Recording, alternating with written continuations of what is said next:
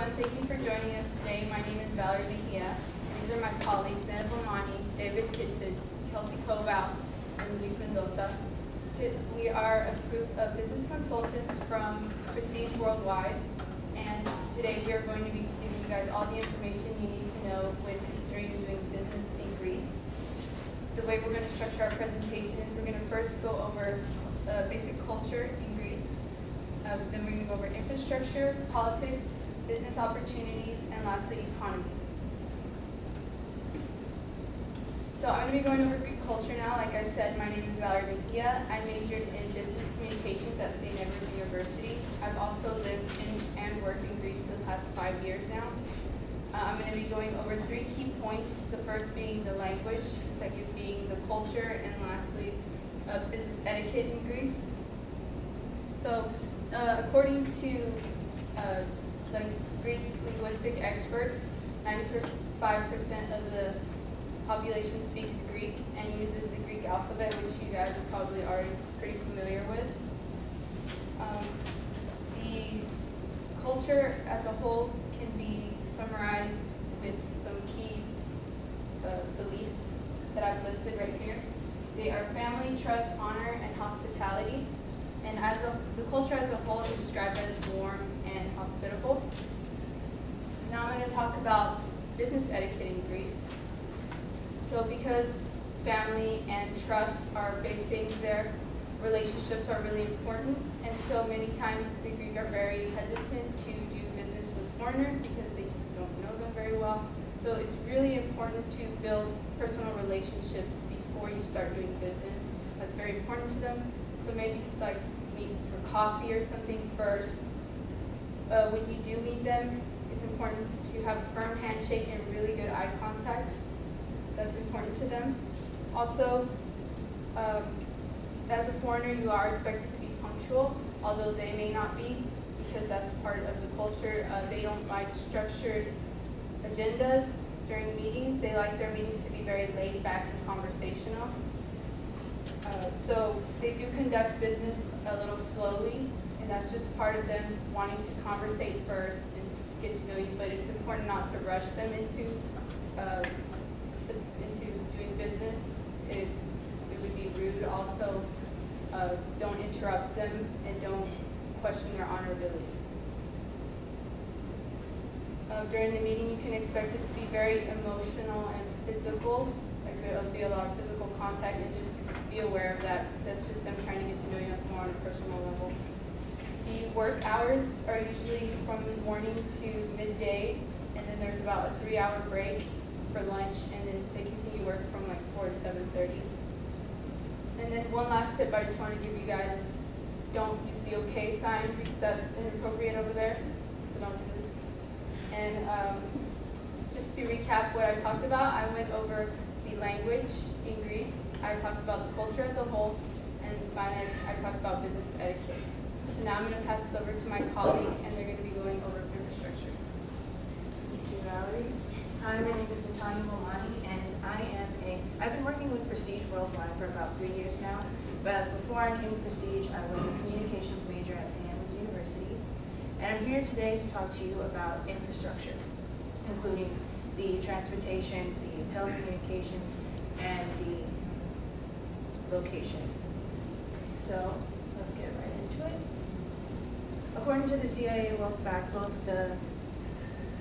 Greece is mapped out on the southeast tip of Europe. And before we talk about that, I just wanted to let you guys know that Greece is in the world's top 15 destinations, and it attracts about 14 million people each year.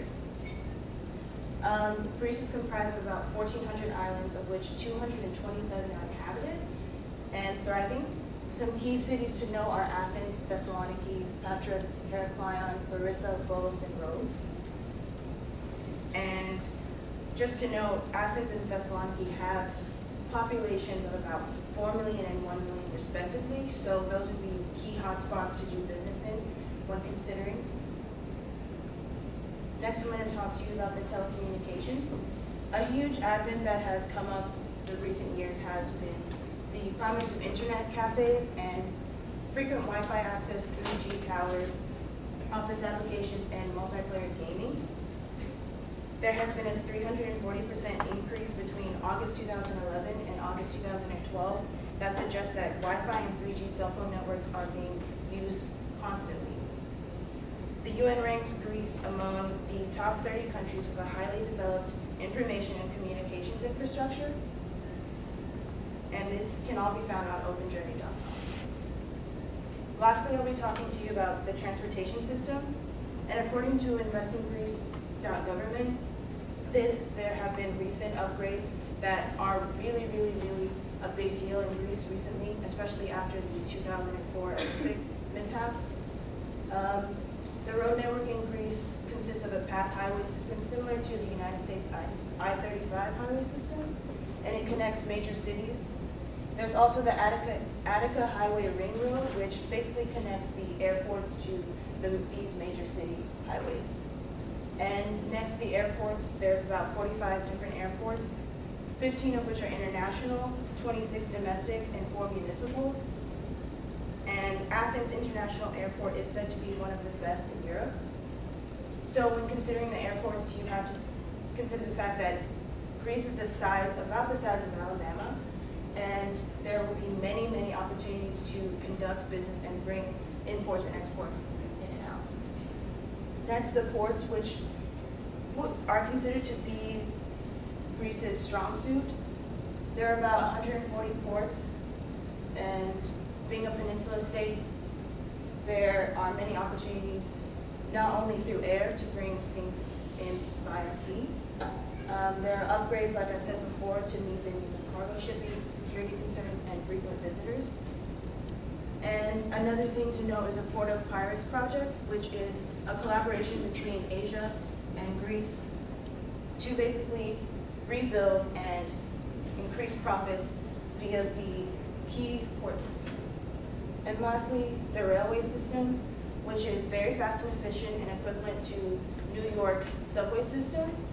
There's an Athens metro system, and there will be a new metro system that is projected to be completed in 2015 in Thessaloniki.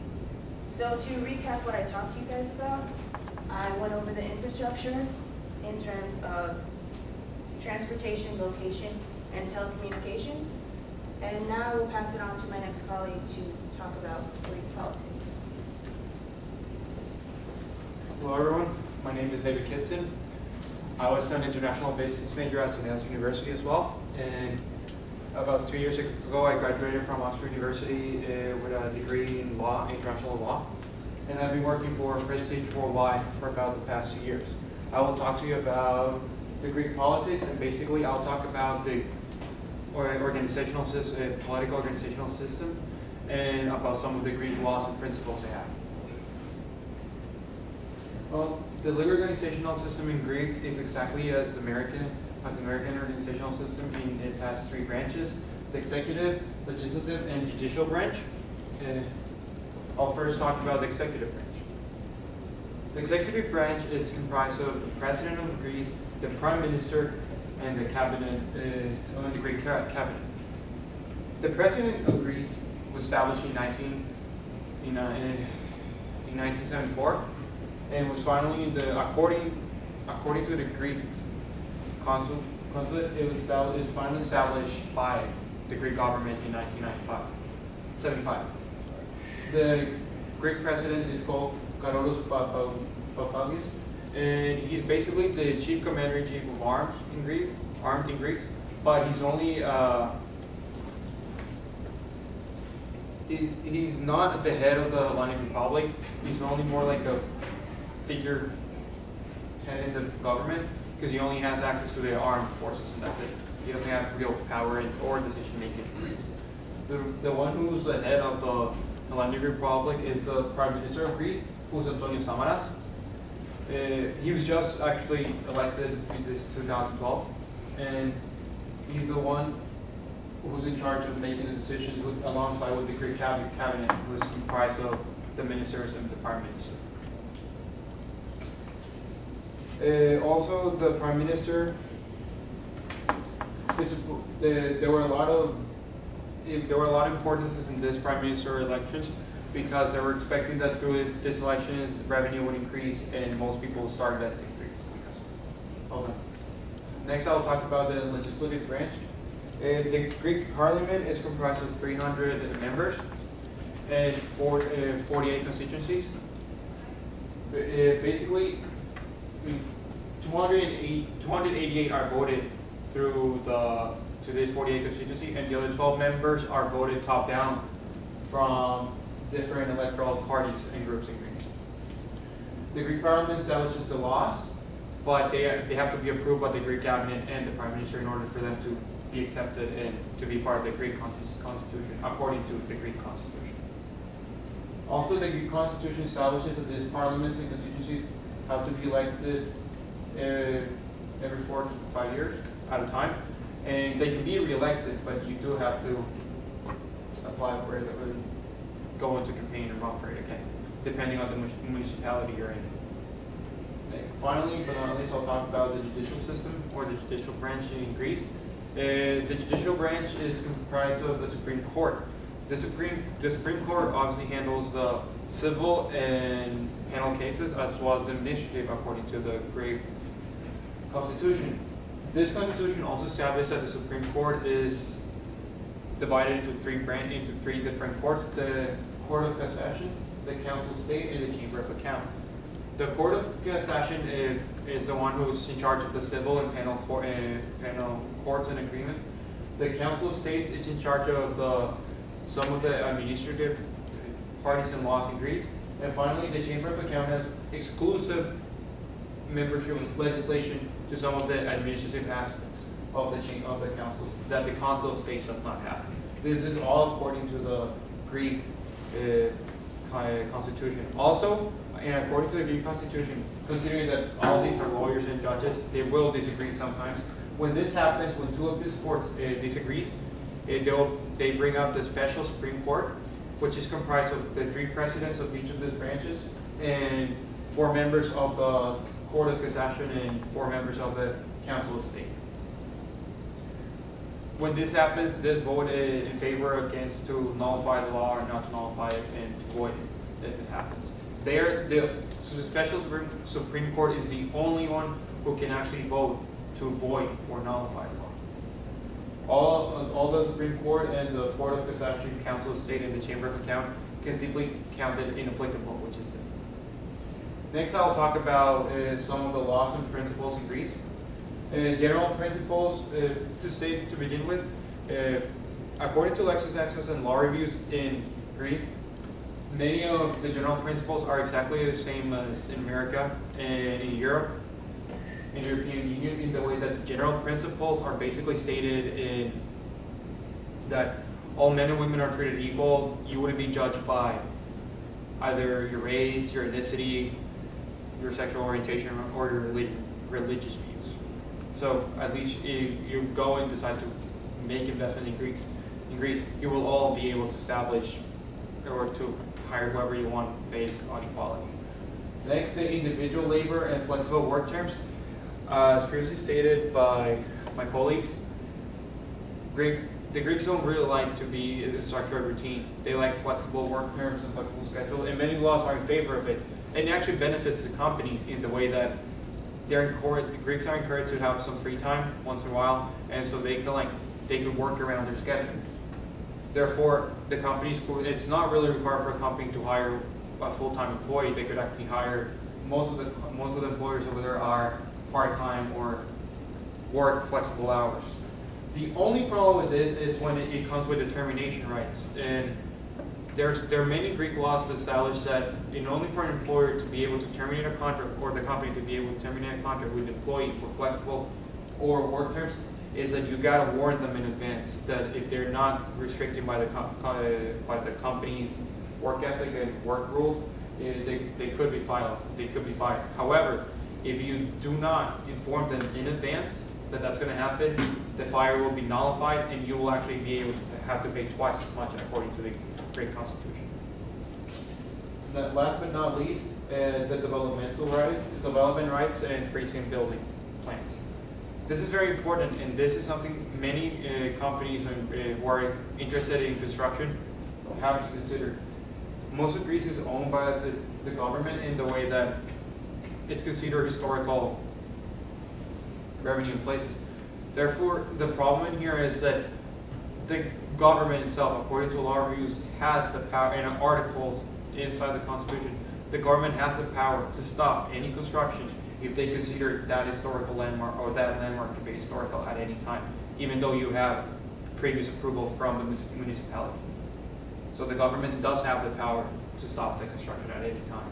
Just if you do have, even if you have permits, they can't stop the construction. Just to summarize and recap of what I talked about some of the Greek business laws and general principles, stating the development rights and the individual labor relationship and flexible work time. I also talked about the flexible. I also talked about the legal organization in Greece and how they actually overlap. That they have three branches: the judicial, the legislative, and executive branch. Next, I will hand it over to my colleague who will be talking about business opportunities.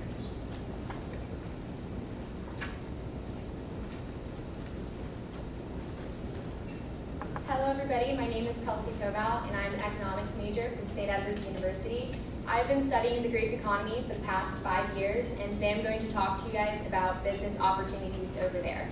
I did a little bit of research, and so my main points, I'm going to first talk about the actual opportunities, but narrow it down to two core opportunities, and from there talk about the business incentives that Greece came up with. So to begin with, the business opportunities include tourism, agriculture technology, solar energy, and telecommunications, and port trading. The two that I start are tourism and port trading.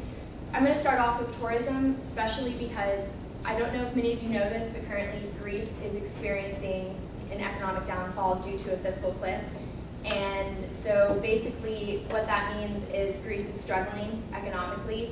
And so from an investment standpoint, many feel that, oh, this might be dangerous, let's not invest, let's maybe pull back. So what I want to talk about basically is right now tourism. So tourism is the leading sector of business in Greece. And so what that means is that that brings in the majority of the revenue for Greece's economy.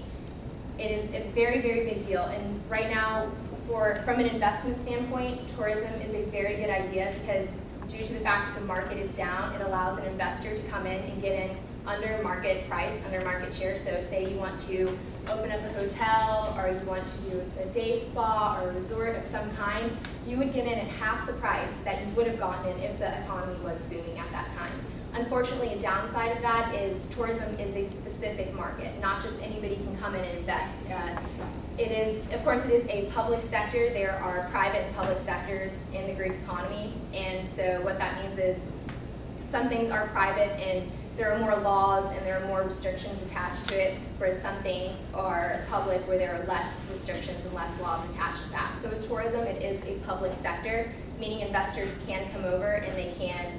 So particularly, for example, the United States, if you as investors, you would want to come in and you would want to, say, build a hotel of some kind, and tourists would come and stay at that hotel. Well, it's a public sector, so there would be less restrictions, and so getting into that specific market in Greece would be a lot easier. Moving on to port trading, Greece actually has an incredible history when it comes to port trading. Their coastlines are miles after miles long, and that is also a huge sector of their economy. Recently, a perfect example of a company that took advantage of the coastline, the ports over in Greece, is Costco out of China.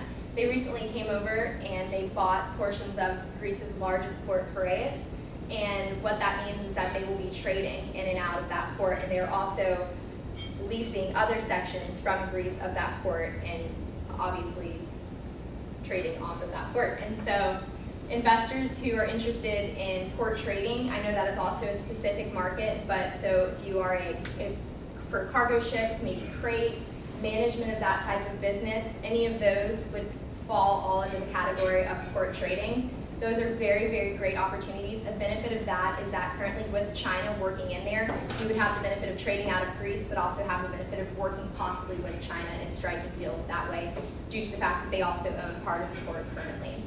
Of course, like I said earlier, both of these specific sectors are very, both of these sectors of the market are specific, and it takes a specific kind of investor to be able to go in and to invest in that type of market. It is possible, although it is difficult, and with the economy, it still is a bit of a gamble.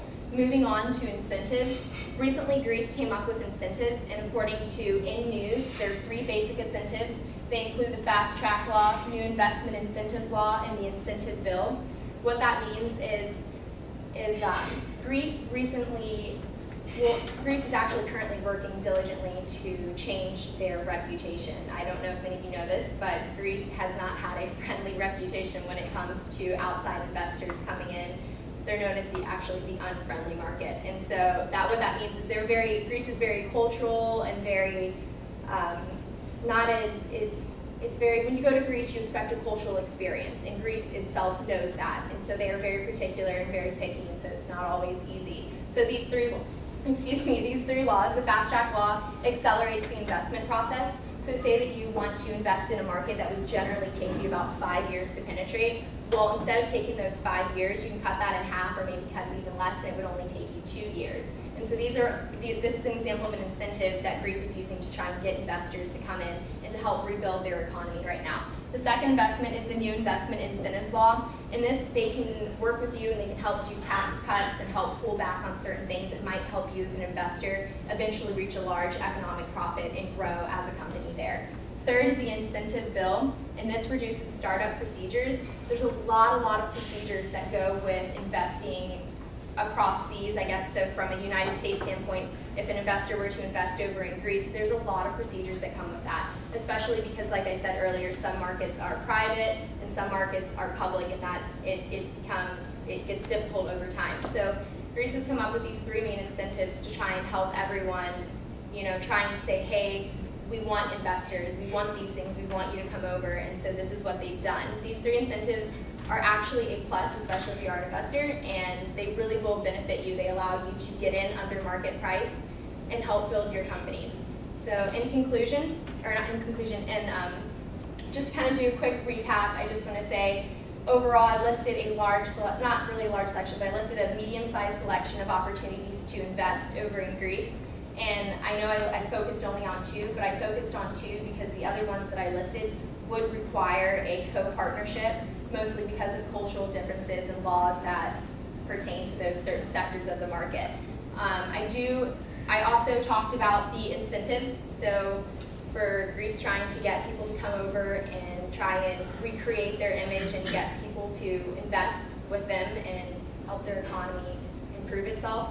Overall, I do not recommend investing really unless you are an investor of either of the specific markets that I talked about, being port trading and tourism. So if your ideal choice of an investment falls under those 2 categories, I do recommend you going on and investing, but if not, I would pull back. I must say it would be a bit of a gamble.